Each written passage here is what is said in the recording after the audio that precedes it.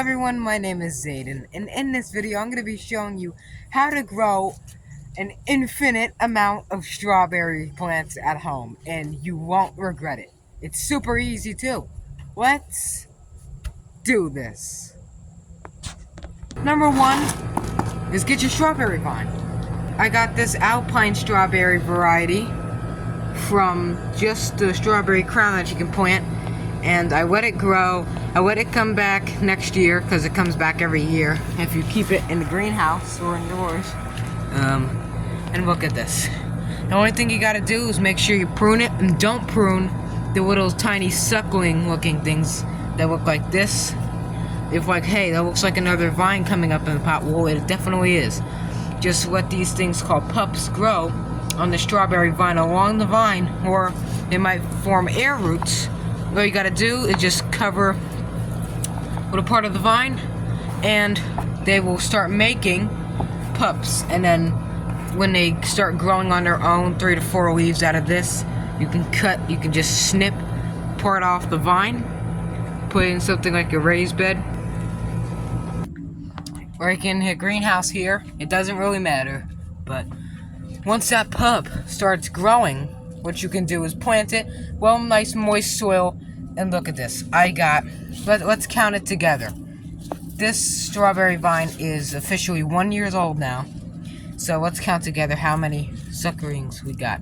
You have 1, 2, 3, 4, 5, 6, 7, 8, 9, and 10 back there. 10 from one plant.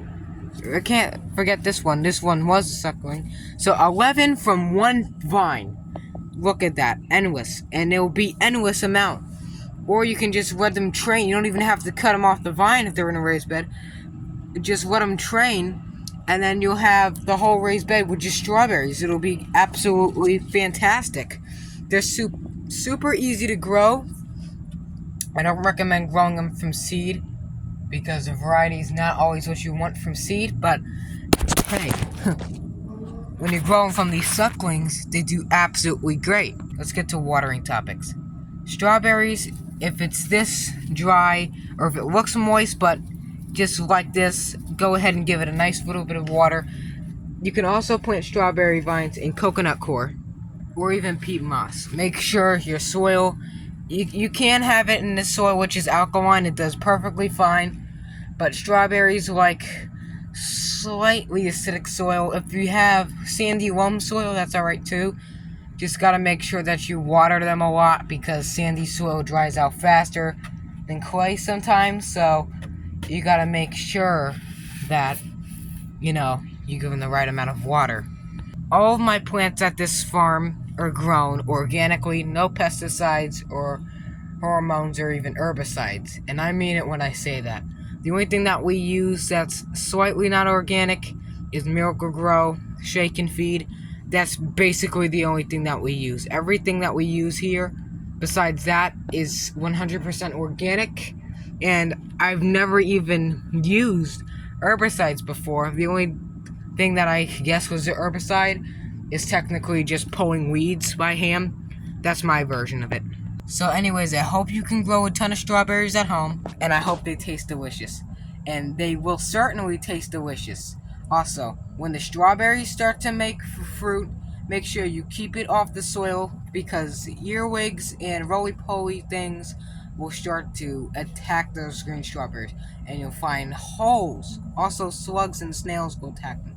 So if you want to have good strawberries, all you have to do is make sure they're very dark maroon red when you pick them. Because why do they taste so sour in the stores? Is because you can't pick them and ship them across the globe when they're dark maroon red. They taste absolutely out of this world when they're completely ripe. That's why they're all unripe, because they spray them with poisons that is absolutely not organic. It just flash ripens them, and that's why they taste so bad in the stores. Even organic stores, is because they don't pick them how they should. The same with goji berries, elderberries, blueberries, apples, pears, everything like that. They don't pick them ripe, so they have to artificially flash ripen them. And when you grow these things yourself, you get that special flavor of them being completely ripe. It's just like candy. It's almost addictive. So, if you enjoyed this video, if you learned something from it, give it a nice thumbs up. Subscribe to my channel because that helps me heaps. And another thing, if you're growing them in the south or wherever it gets cold a lot, make sure you either put them in a pot or a little tote like this. Bring them in the greenhouse in the winter and fall, or keep them covered with a mini hothouse in the winter, because it will keep it nice and protected. And when spring comes or when winter's gone, take that stuff off and let your plants breathe and get the nice oxygen and sun.